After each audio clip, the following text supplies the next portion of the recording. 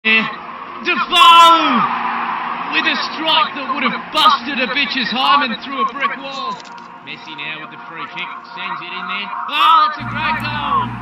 Yeah, that's exactly how my dad came at me when I broke the fish tank in 1992. A big running fucking hard headbutt like that. I was 9 years old at the time, and boy did I go hard and fast into the corner. No different to that ball there. Pretty shit, Dad. Great play from Barcelona. Sturridge looking dangerous. Has a shot. Loris keeps it out. This man, he could gangbang a group of homeless Africans without a dinger on. And you know what? His body would still. Сайн бацхан хүмүүс бидний маш толзоо байна. Тэгэхээр саяны үзсэн бичлэгэн дээр та нар яг юу анзаарсан бэ? Өнөөдөр бид нэр яг ямар хичээл үзэх юм болоо гэж бодож үзээрэй. Тэгэхээр саяны үзсэн бичлэгэн дээр биднэрт ямар ч хэрэгцээгүйгээр бид нар зургатаа асаалттай байлгадаг. Ямар ч шаардлагагүйгээр гэрлийн асаалттай үлдээчдэг тийм ээ. Бид нар ямар ч бид нар амьдрал хэрэглэгдэхгүй байгаад хахад усаа ингээд гоожуулаад байлгаад байдаг. Шүдээ гоож явахдаа ч юм уу, гар нүрээ гоож явахдаа ч юм уу. Тэгэхээр энэ болгонд бид нар энергийг маш буруу зарцуулж байгаа гэсэн. Биднэрт ямар ч шаардлагагүй байгаа бол бид нэр тэр зургатыг асаах хэрэггүй, гэрлийг асаах хэрэггүй. Тэр бидний амьдралд өдөр тутамд эдгээр асаалттай байгаа энергиуд маань буюу цахилгаанууд маань хэрэглэгдэж байдаг. Гэхдээ бид нар тэрийг үргэлж бүр ашиггүй зүйл зарцуулж чаддаг. Ихэнхдээ. Тэгэхээр өнөөдөр бид нар энерги хангамж гэдэг хичээл үзэх нэ. Бид нэрийг энергиэр яг юу хангаад байгаа? За цаашлаад энерги гэж юу болох? За бүр цаашлаад энергийг одоо хэрхэн үр ашигтай хэрэглэж зарцуулах гэдэг талаар хичээлийг үзэх нэ. Гарчгаа тавиараа өгтөө.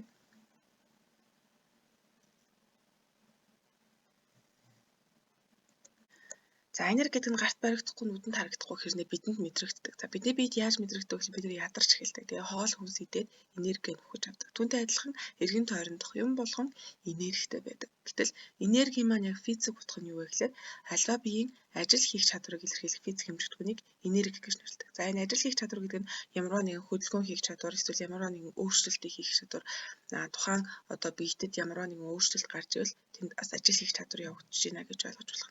За физикийг joule нэгжээр тэмдэглэдэг. Бичгтээ том G үсгээр тэмдэглэх юм байна. За тэмдэглэдэг үсэг нь болохоор E energy буюу том E үсгээр тэмдэглэдэг байна.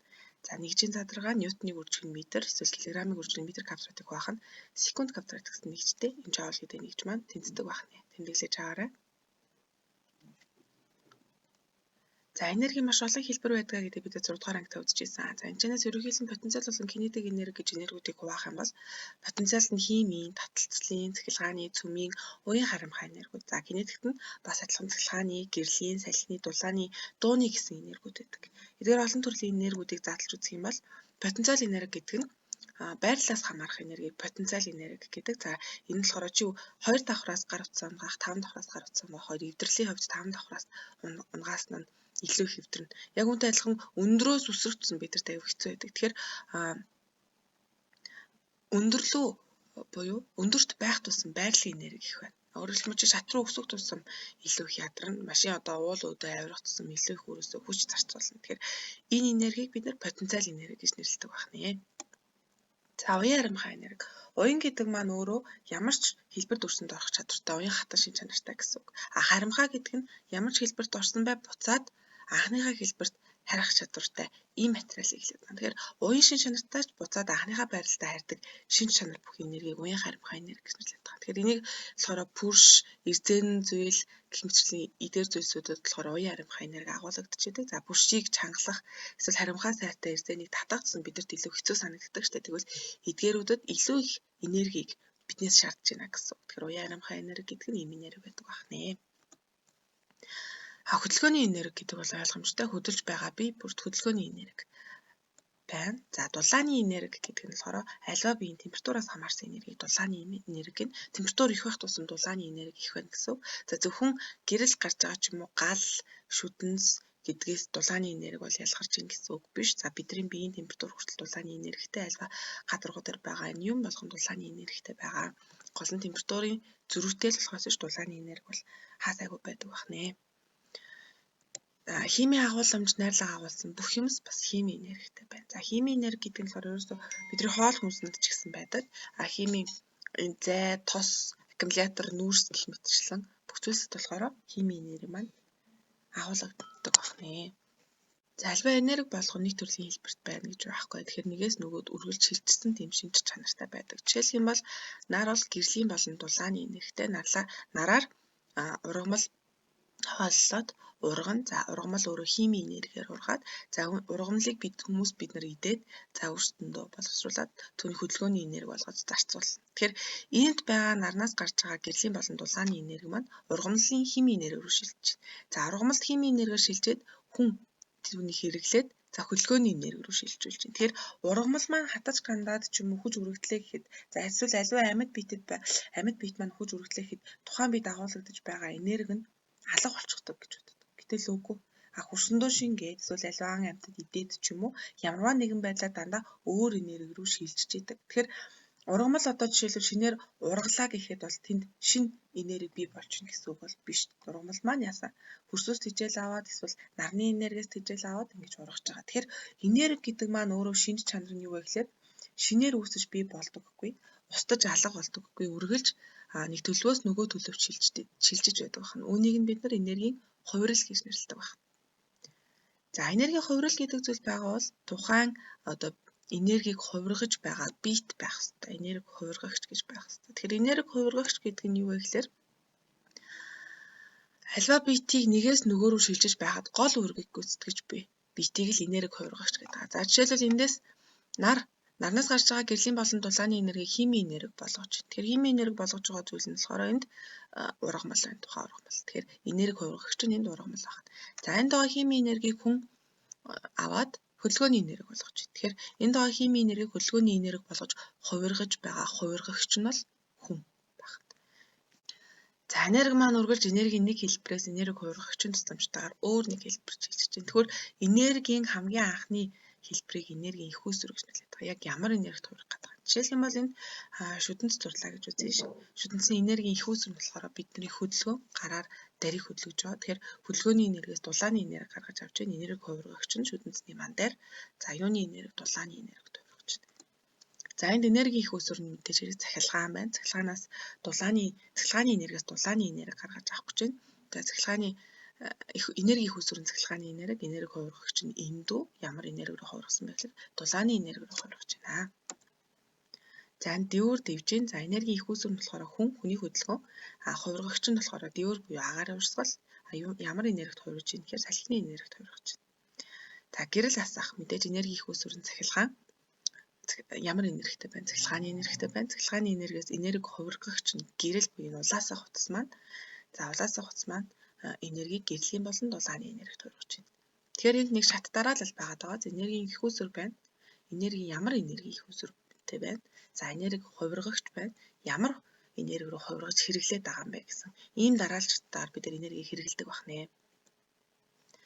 За энергийн их үүсвэр маань өөртөө энергийг удаан хугацаагаар агуулад байдаг байх юм бол түүнийг энерги тээгч гэж нэрлэдэг. Тэгэхээр энэ болохоор нүүрс, зай, нар, түлш, газрын тоос гэх мэтчлэн олон зүйлс агуулдаг. Гол шинж чанар нь өөртөө энергийг удаан хугацаагаар агуулдаг биетэй хэлээд байгаа.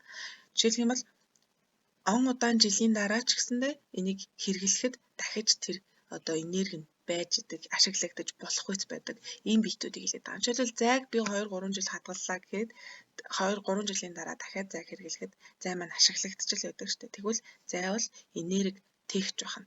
Өмнөх энерги их үүсвэрүүдээс юугаар ялгаатай вэ гэхээр энергийг удаан хугацаагаар өөртөө агуулдагаараа л ялгаатай байна. За жишээ олгож хүснэгтэлж харъя. За гар шийдэнг бид нар хэрэглэлээ гэхэд гар шийдэнгийн маань энерги тээгч нь зай байна. Энерги тээгч буюу энерги их үүсвэр нь зай байна. За тээгчийн энерги хэлбэр нь хими энергитэй. Энерги хувиргагч нь улаасаа хувцас. Хувирсан энергийн хэлбэр нь гэрлийн болон дулааны энергид хувиргаж байна. За машин байна. Машин явах. За энерги тээгч нь түлш байна. Тээгчийн энерги нь хими энергид байгаа түлш бол за энерги хувиргагч нь машины эд ангиуд байна. Ямар энергид хувиргаж байна гэхээр хөдөлгөөний, цахилгааны, гэрлийн, дулааны, дууны гэх мэтчлэн энергиудэд хувиргадаг байна. Тэгэхээр хичээлийн төгсгөл гэрийн даалгавар өгөхөд бас энерги тээгч болох хувиргагчдыг буюу энерги их үүсвэрүүдийг нэрлэл гэсэн гэрийн даалгавар өгнө. Тэгэхээр энэ хүснэгтийг та нар харж агаад яг ийм загвараар бас гэрийн даалгавраа хийх нэ гэдгийг бас хараад тэмдэглээд аваарай. За энерги нэг биеэс буюу нэг системээс нөгөө биед буюу нөгөө систем рүү дамжиж байгаа үзэгдлийг энерги зөөгдөх гэж нэрлэсэн. За энерги зөөгдөх үзэгдэл нь болохоор ерөнхийдөө системээс систем рүү буюу одоо дулааны цахилгаан станцуудаас бидний цахилгаан ирж байгаа гэдэг юм уу том системийн хувьд яригддаг. Тэгэхээр энерги маань өөрөө зөөгдөж болон нөөцлөгдөж юм болдог баг. За дэлгэцэн дээр маань ПЭТ програмын энерги урсгалын туршилтын тавцан гарч ирсэн байна. За эндээс болохоор цорог, хүрд. За хүрдний цаана генератор гэж цахилгаан үүсгэдэг цахилгааны үзгүүрийн багаж байгаа. За генератороос цахилгаан үүсээд энд халаагуур ус гэсэн юм хэрэглэгдэхүүнүүдтэй байна. За энэс би цоргыг нээ. Цоргыг нээхэд ус урсаад хүрд эргээд за энд байгаа генератор гэдэг багаж давхар ирэнгүүт генератороос цахилгаан гараад цахилгаан маань халаагуурыг ажилуулад ус буцалж байна. За энэс энергийн бүгдээрээ энерги маань хэрхэн нөөцлөгдөж зөөвөрлөгдөж байгааг харцгаая. За эхлээд тус бүрчлэн энергийнхаа хувирлуудыг нэрлэе. За эндээс энергийн хүүсвэр маань ус байна. Тэгээ ус маань хүрдийг эргүүлж байна хөдөлгөөний энерги. Тэгэхээр энергийн хүүсвэр маань ус, энерги хувиргагч маань хүрд, юуны энерги вэ? Тэгэхээр хөдөлгөөний энерги. За хөдөлгөөний энерги маань генераторыг эргүүлээд эндээс цахилгааныг гаргаж авч байна. Тэгэхээр эндээс болохоор яг энэ системийн хувьд болохоор энергийн хүүсвэр нь хүрд. За тэгээд энерги хувиргагч нь генератор, юуны энергиээр хувиргаж ирж байна. Тэгэхээр цахилгааны энергиээр хувиргаж байна. За энэ хэсэгт цахилгааны энергиээс дулааны энерги рүү хувирж байна. Тэгэхээр эндээс болохоор энергийн хүүсвэр нь цахилгааны энерги, хувиргагч нь болохоор энэ халаагуур тэгээд дулааны энерги рүү хувиргаад ус маань буцалж байна. Тэгэхээр энд бол нэг бүтэн энергийн урсгал явагдаж байгааг харж байгаа. Тэгэхээр энерги маань бол анхандаа бол усны урсгалын энерги байсан. Тэр маань нөөцлөгдөөд буюу зөөвөрлөгцөөр байгаад дулааны энерги болгон гарч байна. Энийг л ерөөсөө энерги зөөвөрлөгдөх, нөөцлөгдөх гэж нэрлэдэг байгаа гэсэн. За эндээс энергийн шин чанаруудыг харах юм бол хөдөлгөөний энерги, механик буюу хөдөлгөөний энерги, электрикал цахилгааны энерги, термал гэдэг нь дулааны энерги, лайт гэрлийн энерги, химийн энергиуд байна. Тэгэхээр ус буцалж ийн гэдэг чинь бас нэг химийн найрлага явагдаж байна гэсэн үг тийм ээ. За эндээс энергийн урсгалууд маань хэрхэн хувирж байгааг ингээд харж байгаа. Хөдөлгөөний энерги ишээ орлоо, цахилгааны энерги боллоо, дулааны энерги боллоо. За энд ус маань халж байна.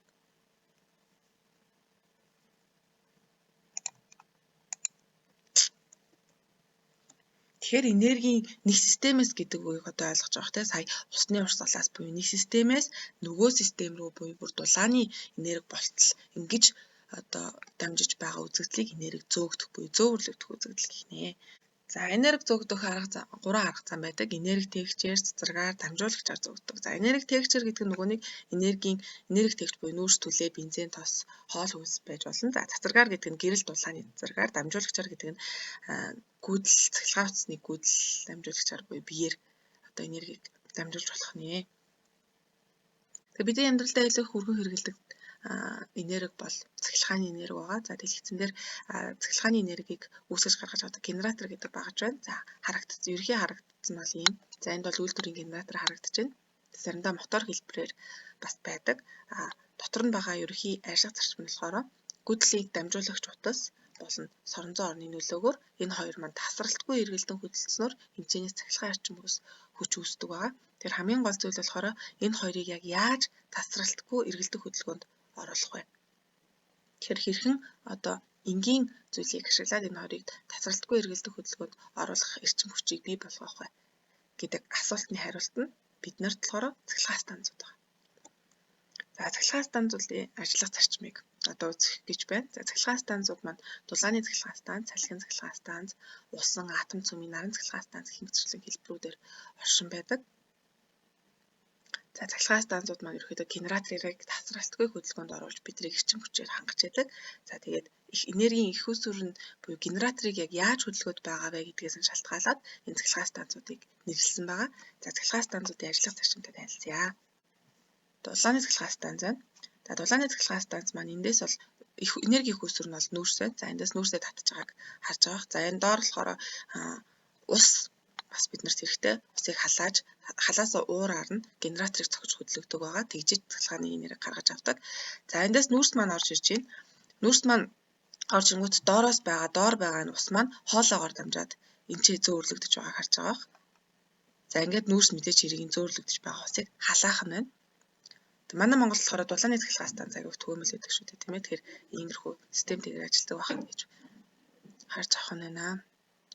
За энд ус маш өндөр температурт ус хаалснаар уснаас уур гарч эхэлнэ. Тэгэхээр энэ уур нь болохоор маш өндөр даралттай ийм уур байна. За энэ хоолойгоороо дамжаад за энд болохоор турбин буюу одоо иргэдэг араанууд байрлаж байна. Сис гэж бас ойлгож болно.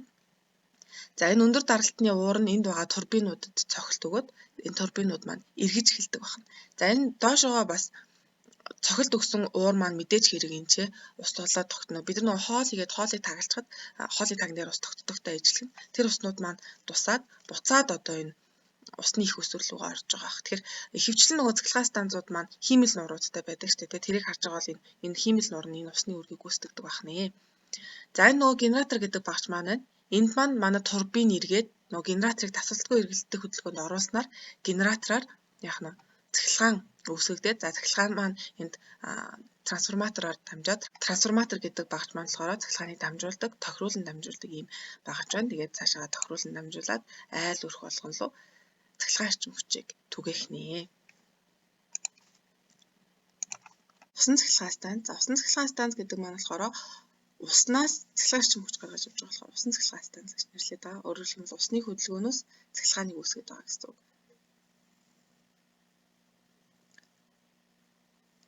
За энэ болохоор нөгөө нэг тариан тармуудад байдаг шүү дээ. Тийм хүрдийг эргүүлээ тариагаа тармилдаг. За энэ зарчмаар усны хөдөлгөөнийг хүрдэд ашиглаад хүрд маань буюу турбин маань тасралтгүй эргэснээр нөгөө нэг генератораас маань цахилгаан эрчим хүч гаргаж авч байгаа. Ерөнхий юм зарчмаар ажилладаг. За усан цахилгаан станцыг далангийн болон гол мөрний гэж одоо хоёр ангиллалтай системээр барилга байгууламжинд барьдаг бахан. За энд далан энэ гол мөрнийх нь байна.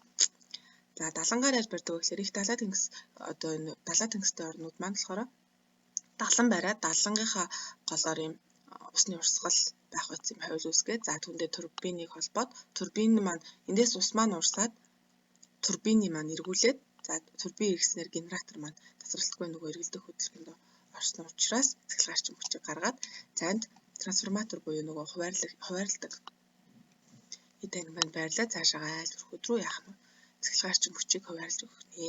За голын урсгалын дагуу байрлах болохоор голын урсгалаас нэг хэсгийг тастаад за голын урсгалын хөдөлгөөнийг ашиглаж турбинаа эргүүлээд генератор ажиллуулад цаашаа айл өрх рүү цахилгааныг дамжуулдаг байх нь. Салхин цахилгаан станц. За салхин цахилгаан станц маань ерөнхийдөө салхины хөдөлгөөнийг ашиглаад генератор ажиллуулна гэсэн үг. Тэгэхээр салхин цахилгаан станц гэж нэрлэсэн байна. За салхин цахилгаан станцын том синсний дээр салхи мэдрэгч байлна. За салхи хаанаас ирж байна? Тийшээгээ одоо синсийг эргүүлэх зорилттой. За ингээд синсний маань одоо эргэлдэх турбинууд байна. За энэ синсний маань турбин нь болохоор ийм шулуун хэлбэртэй биш, ийм далавч шиг хэлбэртэй ийм турбинууд байна. За энэ болохоор маш хөнгөн болон тэсвэртэй ийм материалаар хийгдсэн ойролцоогоор 60 м одоо түүнээс дээш хүрттэй ийм синснүүд байдаг бахан. За энэ маань болохоор нам салхитай үед болохоор 11 км/цаг, их салхитай үед бүр 90 км/цаг хүртэл хурдлах үйс ийм хэмжээний синсүүдийг байрлуулдаг байх нэ. За ажиллах зарчмыг ярив. За энд төв хэсэг байна. За төв хэсгээс цаашаага хурд өгөх арааны хэсэг рүү орж ийн. За синсэнд маань салхиснаар синс эргээд за синс маань энэ араануудыг эргүүлдэг байгаа. За энэ араа эргэснээр энд байгаа жижиг араа буюу генератортой холбогдсон араатай холбогдож эргэлт үүсгээд за энэ дотор байгаа генератор маань цахилгааны энергийг гаргах нэ. Тэгэхээр ажиллах зарчим нь ерөөсөө салхи синсийг эргүүлнэ, синс араагаар дамжуулаад генераторыг тасралтгүй эргэлдэх хөдөлгөөнд оруулна гэсэн үг байна. Одоо цахилгааны энергийг маш ухаалгаар гаргаж авч байгаа нэг санаа бол маш экогоор гаргаж авч байгаа нэг санаа бол салхин цахилгаан станц бол усан цахилгаан станцууд байдаг бахан. За ингээд генератор ажилласнаар генератороос доошоо нөгөө трансформатор буюу нөгөө хуваарлагч эдэн рүү очоод тэгээ цаашаага айл өрхүүдэд тараагддаг байна. Наран цахилгаан станцын хувьд болохоор мэдээж нарны цагаар ажиллана. Нартай өдөр нарнаас авсан энерги хадгалаад нөөцлөөд тэгээд цаашаага яадаг байна. Айл өрхүүд рүү тарааж өгдөг ийм цахилгаан станц байна. Бидний хамгийн ойлгохгүй байж магадгүй цахилгаан станц бол атом цөмийн цахилгаан станц. Тэгэхээр атом цөмийн цахилгаан станцын ажиллах зарчим нь ерөөсөө түрүүний дулааны цахилгаан станцтайгаа яг л ижилхэн зарчмаар ажилладаг. Гол нь тэр усыг халаагаад усны ураар турбиныг хөдөлгөөд генератор ажиллуулах хэрэгтэй байгаа. Тэгвэл усыг халаахын тулд дулааны цэцэлгаан станцын энерги хөөсвөр нүүрс байдаг бол атом цөмийн цэцэлгаан станцын энерги хөөсвөр нь болохоор уран байдаг. За уран гэж юу вэ гэдгийг авч үзье.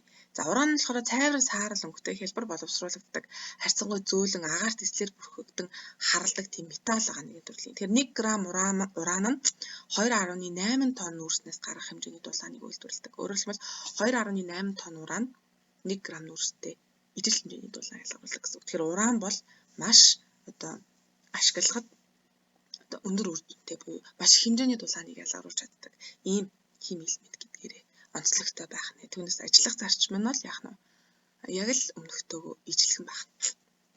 Дулааны цэцэлгаан станцтай ижилхэн ажилладаг байх. За ингээд өнөөдрийн багшийн орсон энерги хангамж гэдэг хичээл дуслаа. Дараагийн хичээлээр тухайн энергийг хэрхэн үр ашигтай болон үр ашиггүй хэрэглэж ашиглаж байгаа вэ гэдгийг мэдэх ийм хичээл орох болно. За гэртээ PET програм дээр дасгал ажиллан энергийн хувирлууд инэрлэх. За яаж орохыг багш зааж өгье. Интернет руугаа ороод searching дээрээ PET energy conversion гэж бичээд searching хийгээ хаангууд хамгийн түрүүнд гарч ирнэ гэсэн. За энэ дээр орлоо. Тоглуулагчаа дарлаа. За эндээс intro буюу systems гэсэн хоёр сонголт байгаа. За системийн сонгоод за ингээд манай туршилтын тавцан гарч ирж байгаа гэсэн. За туршилтын тавцан дээр маань түрүүн багш нь усны цорог, хурд, генератор ашиглаад усыг халаасан. За тэгвэл энд дөрвөн сонголт байгаа.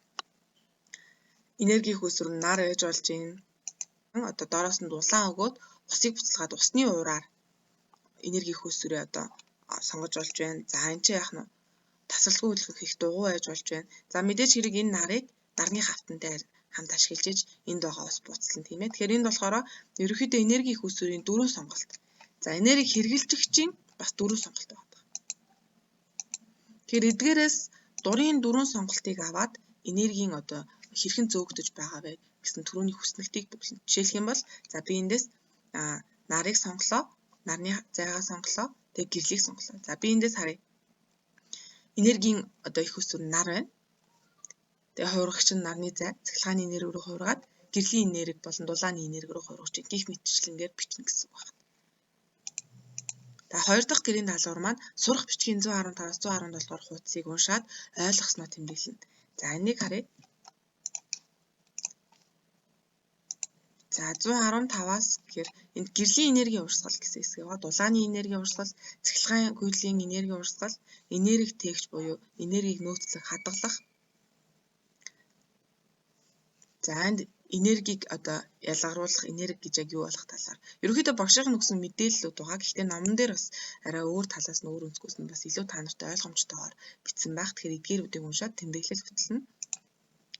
За хамгийн сүүлийн даалгавар болохоор хүснэгтийг бүглэнэ. Хүснэгт нь энэ. За сая цахилгаан станцуудыг бүгдээр үзсэн шүү дээ. Дулааны, салхин, усан, атом цөм, наран цахилгаан станцуудыг бичээд за жишээлх юм бол дулааны цахилгаан станц дээр яаж гүйцэтгэх багш нь хийж өгье. За дулааны цахилгаан станцын энерги тээгч буюу энерги хөөсвөр нь нүүрс. За энерги тээгчийн хэлбэр нь химийн энергитэй байгаа. Энерги хувиргагч нь генератор, хувирсан энерги нь болохоор бидний хэрэглээд байгаа гэрлийн, дулааны, дууны энергиуд гих мэтчлэр энэ хүснэгтийг бүглэж үзүүлнэ.